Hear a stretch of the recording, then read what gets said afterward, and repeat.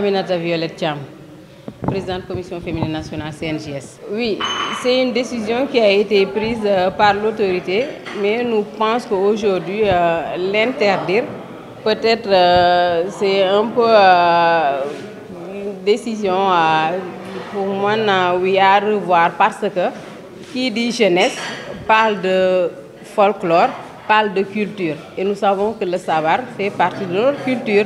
Les trucs de Simbo aussi fait partie de nos cultures. Et quand on fait des fêtes par rapport au gouvernement scolaire, c'est des fêtes de Fosco que nous faisons juste après les études, donner l'occasion aux jeunes vraiment de se divertir. Maintenant, peut-être qu'il y a la manière de danser parfois qui pose problème.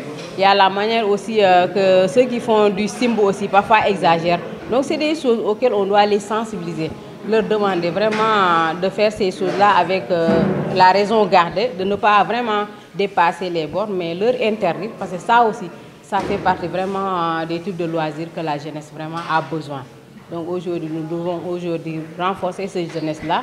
Donc à travers ces activités, même on peut faire des sensibilisations, des plaidoyers, pour leur vraiment demander de faire des efforts supplémentaires dans les études et de penser aujourd'hui à faire des métiers, c'est-à-dire de préparer leur carrière dans des secteurs porteurs, que ce soit dans le domaine scientifique, dans le domaine numérique, tout et tout. Donc c'est le moment, en même temps, on va joindre l'utile à l'agréable. Donc je me dis que ces moments-là aussi, c'est des moments dédiés à la jeunesse, donc parfois aussi, c'est juste les recadrer. Beaucoup. Ibrahim, c'est président du conseil régional de la jeunesse de Louga. Et comme je le disais tout à l'heure, profitant maintenant de notre rencontre portant sur le diagnostic organisationnel des réformes du Conseil national de la jeunesse du Sénégal. Aujourd'hui aussi, vous avez saisi l'occasion de m'interroger sur une question d'ailleurs qui me porte à cœur concernant l'éducation. Et maintenant, puisque l'autorité éducative, l'IEF, a pris une décision concernant maintenant les activités culturelles des établissements scolaires, donc à mon avis, c'est tout à fait normal et logique. Puisque au Sénégal, nous avons nos traditions, nos réalités coutumières, donc il faut aussi à la base que l'enfant puisse être maintenant, suivre les pas de nos ancêtres. Donc il y a le côté de l'habillement, donc il faut d'abord porter des habits décents, il faut avoir aussi un très bon comportement. Donc éduquer d'abord, c'est donner des valeurs cardinales et civiques aux enfants. Donc si je vois par exemple l'autorité éducative qui est l'IEF, qui prend des décisions allant dans ce sens, nous en tant que des jeunes responsables, nous pouvons que magnifier cette décision, mais lancer un appel solennel de sensibilisation pour que ces enfants puissent prendre conscience de leur avenir.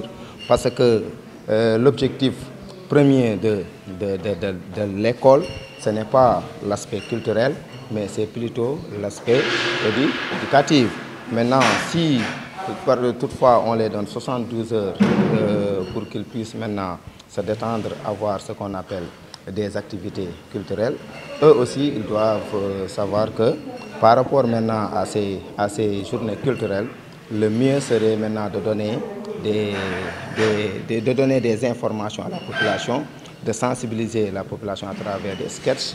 Maintenant, par rapport au savoir, comme vous le dites aussi, si on se réfère à ce qui se faisait à l'époque de nos ancêtres, donc c'est diamétralement opposé à la manière dont on le fait aujourd'hui. Donc c'est tout à fait normal et logique que maintenant l'autorité puisse maintenant prendre des décisions pour alerter non seulement, mais pour éviter aussi que ces enfants puissent se dérouter.